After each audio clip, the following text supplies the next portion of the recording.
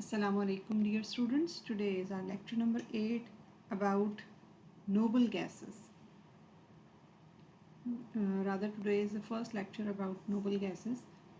Today we will learn group trends या फिर हम इसको कहेंगे कि gradual characteristics, gradual increase or decrease in the characteristics of the group noble gases. First of all noble gases हैं क्या? Noble gases या इनर्ट गैसेस या रेयर गैसेस ये क्या हैं? ये ग्रुप नंबर 8 ए को कहते हैं या 18 ग्रुप को कहते हैं, जिसमें helium, neon, argon, krypton, xenon और रेडॉन शामिल है। इनको नाम ये क्यों दिया गया है? अब इसमें हम कहेंगे कि इनर्ट क्यों कहते हैं इन्हें, तो केमिकल इनर्टनेस की वजह से कि केमिकली इनर्ट हैं, ये रिएक्टिव नहीं है, इसलिए इनको इनर्ट गैसेस कहा जाता है। Why they are called rare gases? तो रेयर गैसेस इनकी माइन्यूट अमाउंट में एग्जिस्टेंस की वजह से इनको कहा जाता है। और नोबल गैसेस इनको क्यों कहा जाता है? तो नोबल गैसेस जो है वो इसलिए कहा जाता है क्योंकि ये हाईली स्टेबल है because of their complete octet and high ionisation energies. ठीक है, इसी तरह इनका एक और नाम ज़ीरो ग्रुप गैसेस भी है। तो ज़ीरो ग्रुप भी इसीलिए कहा जाता है कि इनकी वैलेंसी जो है वो ज़ीरो है, ये ऑक्सीडेशन स्टेट आमतौर पे ज़ीरो होती है। ठीक है, तो नेक्स्ट हम इनकी general physical and chemical properties देखते हैं। तो उसमें सबसे पहले कि इनकी इलेक्ट्रॉनिक कन्फिग्रेशन ये अपने ग्रुप 8 ए में क्यों है? क्योंकि इनके वैलेंस शेल में 8 इलेक्ट्रॉन्स हैं। इनकी valence shell electronic configuration NS2 NP6 है, सिवाय हीलियम के।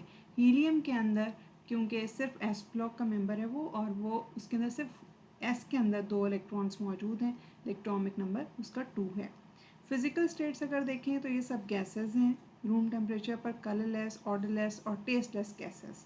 अक्रंस अगर इनकी देखें कि कहाँ पाए जाते हैं, तो हीलियम जो है वो नेचुरल गैस वेल्स में पाया जाता है। अपर एटमॉस्फेयर में तो पाए जाते हैं ये, sun is ball of helium and hydrogen, rather star सारे जो हैं वो हीलियम और हाइड्रोजन गैसेस की बॉल्स हैं। लेकिन हम इस वक्त सिर्फ अर्थ पर इनकी जो है अक्रंस वो स्टडी करेंगे। तो नेचुरल गैस वेल से भी इनको हम फ्रैक्शनल डिस्टिलेशन के ज़रिए सेपरेट करते हैं। नियॉन, आर्गॉन, क्रिप्टॉन और जीनॉन जो है वो लिक्विड एयर के अंदर फ्रैक्शनल डिस्टिलेशन से हासिल की जा सकती हैं, यानी एयर के अंदर उनकी थोड़ी थोड़ी फ्रैक्शंस मौजूद हैं। रेडॉन जो है लास्ट मेंबर, ये एक रेडियो एक्टिव एलिमेंट है। ठीक है, और ये जो है radio active decay of radium से हासिल किया जा सकता है, यानी लैब में प्रिपेयर किया जाएगा। मेल्टिंग एंड बॉइलिंग पॉइंट्स अगर देखें तो सबके लो हैं। इनमें हीलियम जो है वो क्योंकि स्मॉलेस्ट मेंबर है और उसका लोएस्ट मेल्टिंग और बॉइलिंग पॉइंट है। जितने भी पीरियोडिक टेबल के एलिमेंट्स हैं सब में सबसे कम हीलियम का ही मेल्टिंग पॉइंट, बॉइलिंग पॉइंट है। इसका बॉइलिंग पॉइंट -268.9 डिग्री सेल्सियस है। और ये मेल्टिंग पॉइंट और बॉइलिंग पॉइंट्स जो हैं down the group atomic number के बढ़ने के साथ साथ इंक्रीज करते हैं। आयनाइजेशन एनर्जीज अगर देखी जाए तो आयनाइजेशन एनर्जीज बहुत हाई हैं। इलेक्ट्रॉन अफिनिटीज़ जो हैं वो नेग्लिजिबल हैं, यानी ना तो ये इलेक्ट्रॉन गेन करेंगे और ना ही इलेक्ट्रॉन लूज़ करेंगे इजीली, और इसी वजह से इनके अंदर पोलराइजेशन भी बहुत कम पाई जाती है। हाँ, नीचे के कुछ मेंबर्स जो हैं वो थोड़े थोड़े जैसे साइज़ में बड़े होते जाते हैं तो उनके अंदर पोलराइजेबिलिटी पॉसिबल है।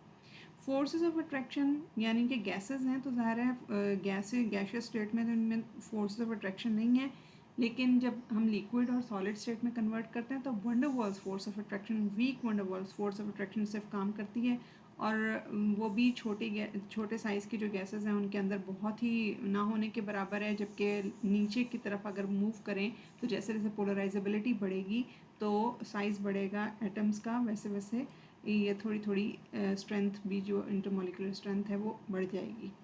अब केमिकल रिएक्टिविटी ये सबसे मेजर प्रॉपर्टी है इसकी। मैंने आपको बताया था कि हर जो ग्रुप है उसकी एक ख़ास मतलब कि कैरेक्टरिस्टिक होती है जिससे वो पहचाना जाता है। तो ये ग्रुप जो है अपनी केमिकल रिएक्टिविटी की वजह से पहचाना जाता है कि ये इनर्ट हैं केमिकली।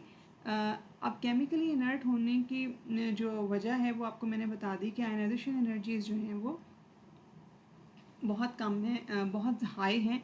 डाउन द ग्रुप हाँ ये कम होती जाती हैं थोड़ी थोड़ी, तो जैसे जैसे ये साइज़ बढ़ता है और आयनाइजेशन एनर्जी थोड़ी थोड़ी इंक्रीज़ करती है तब वहाँ चांसेस पैदा होते हैं कि केमिकल रिएक्टिविटी जो है वो नज़र आए।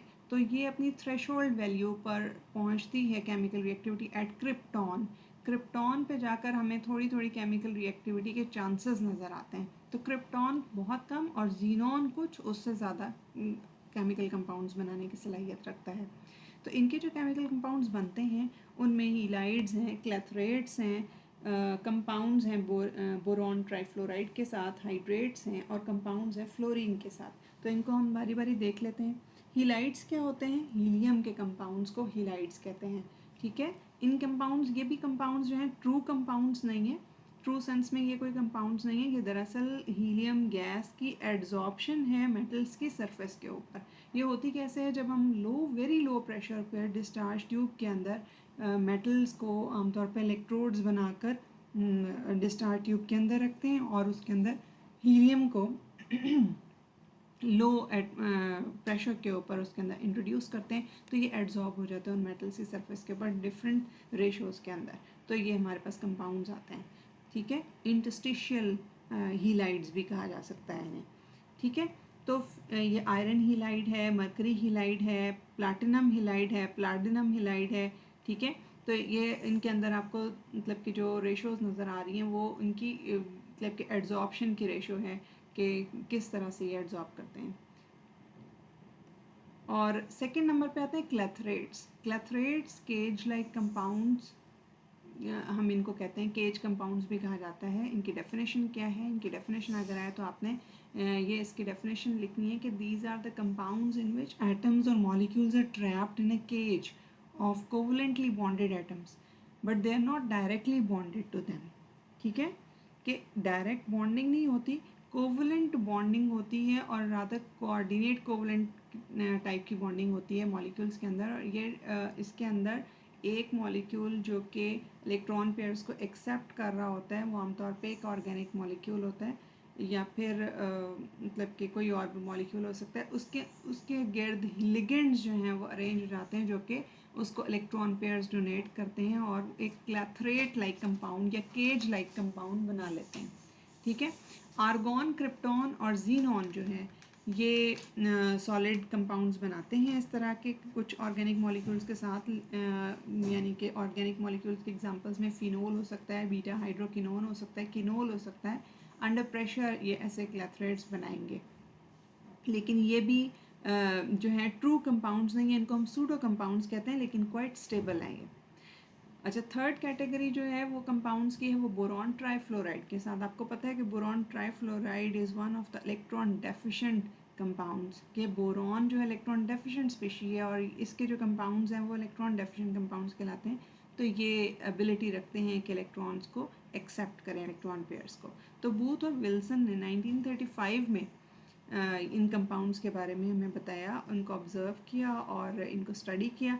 तो इनमें आर्गॉन जो है उसका कम्बिनेशन देखा गया बोरॉन ट्राइफ्लोराइड के साथ। एक मॉलिक्यूल के साथ भी कंबाइन हो जाता है, 2 के साथ भी, 3 के साथ भी, 6 के साथ भी, 8 के साथ भी और 16 के साथ भी। ठीक है, तो इस तरह से ये जो कंपाउंड्स बनते हैं उनको उनके अंदर दरअसल आर्गॉन जो है वो एक इलेक्ट्रॉन पेयर बोरॉन एटम को डोनेट कर रहा होता है। ठीक है, लेकिन ये अनस्टेबल कंपाउंड्स हैं। अब हाइड्रेट्स की तरफ आते हैं। हाइड्रेट्स नाम से पता चल रहा है वाटर के साथ इनके कॉम्बिनेशंस हैं। ये भी मतलब कि उतने हम कह सकते हैं कि उस तरह के ट्रू कंपाउंड्स तो नहीं हैं, लेकिन बहरहाल एक एडिशन प्रोडक्ट्स कह लें कि इनके अंदर भी वाटर जो है उसके साथ आर्गॉन अटैच हो जाता है। ये लो प्रेशर और लो टेम्परेचर और हाई प्रेशर पर कंपाउंड्स बनते हैं। आर्गॉन, क्रिप्टॉन और जीनॉन ये सलाहियत रखते हैं कि 6 वाटर मॉलिक्यूल्स के साथ ये कंबाइन हो जाएं, तो इन कंपाउंड्स को स्टडी किया जाता है। उसके बाद कंपाउंड्स आते हैं फ्लोरीन के साथ। ये आप नोबल गैस से पीछे जो हैलोजन्स का चैप्टर आपने पढ़ा, इंटर हैलोजन कंपाउंड्स, उनके अंदर भी आपने देखा कि जीनोन के कुछ कंपाउंड्स यानी इंटर हैलोजन कंपाउंड्स जब फ्लोरिनेटिंग एजेंट्स तौर पर बिहेव करते हैं तो ये जीनोन को फ्लोरीन प्रोवाइड कर सकते हैं। जीनोन डाईफ्लोराइड, टेट्राफ्लोराइड और हेक्साफ्लोराइड इसके कम्बिनेशंस हैं। इसके अलावा कुछ और कंपाउंड्स भी हैं जो यहाँ मेंशन नहीं है, वो ऑक्सीफ्लोराइड्स हैं जो आगे चल के हम देखेंगे इसी चैप्टर के अंदर, तो आपको उनके बारे में क्लियर हो जाएगा। एक और प्रॉपर्टी इनकी कि कॉम्प्लेक्स फॉर्मेशन कर सकते हैं नोबल गैसेस, क्योंकि हर एक जो है उसके वैलेंस शेल में 8 इलेक्ट्रॉन्स हैं, तो इलेक्ट्रॉन रिच स्पीशीज़ हैं ये। इलेक्ट्रॉन पेयर्स इनके पास काफ़ी ज़्यादा हैं, डोनेट किए जा सकते हैं, लिगेंड्स के तौर पर बिहेव कर सकते हैं ये कोऑर्डिनेशन कॉम्प्लेक्सेस में। लेकिन ऐसा ऑब्जर्व नहीं किया गया, ऐसा स्टडी नहीं किया गया कि किसी कॉम्प्लेक्स के अंदर ये लिगेंड के तौर पर बिहेव कर रहे हों। अच्छा, इनके अंदर जो केमिकल प्रॉपर्टीज़ आगे चल के हम पढ़ेंगे, हर केमिकल रिएक्शन के अंदर आप ऑब्ज़र्व करेंगे कि एक स्ट्रॉन्ग ऑक्सीडाइजिंग एजेंट की ज़रूरत होती है कि नोबल गैस को दूसरे सब्सटेंस के साथ रिएक्ट कराया जाए। तो ये जो स्ट्रॉन्ग ऑक्सीडाइजिंग एजेंट की ज़रूरत होती है उनमें मेजरली आप देखेंगे ऑक्सीजन और फ्लोरीन, या फिर दोनों के दोनों ही इन्वॉल्व होंगे। अब जिस तरह जीनोन को आपने प्लैटिनम के साथ कंबाइन करना है, तो ये एक कॉम्प्लेक्स बनाने के लिए प्लैटिनम हेक्साफ्लोराइड लिया जाता है। इसमें फ्लोराइड एक स्ट्रॉन्ग लिगेंड है, ठीक है, जिसकी वजह से आपके पास एक कॉम्प्लेक्स तैयार होता है, ठीक है, जीनोन हेक्साफ्लोरोप्लैटिनेट। तो ये प्रॉपर्टीज़ थी इनकी। General gradation of the characteristics of noble gases का जो एक लॉन्ग क्वेश्चन आता है उसके लिए आपको ये प्रिपेयर करना होगा। इनके अंदर केमिकल रिएक्टिविटी के हेडिंग बहुत इंपॉर्टेंट है, इसको आपने अच्छे तरीके से तैयार कर लेना है। और कुछ इसमें शॉर्ट क्वेश्चंस भी हैं जो मैंने आपको साथ साथ बता दिए कि क्लैथरेट्स क्या होते हैं और उनकी इम्पोर्टेंस क्या है, ये सब आप उसमें लिख सकते हैं, ठीक है। तो नेक्स्ट लेक्चर में हम डिस्कवरी ऑफ नोबल गैसेस और इनकी आइसोलेशन के बारे में पढ़ेंगे। Thank you so much. अल्लाह हाफ़िज़।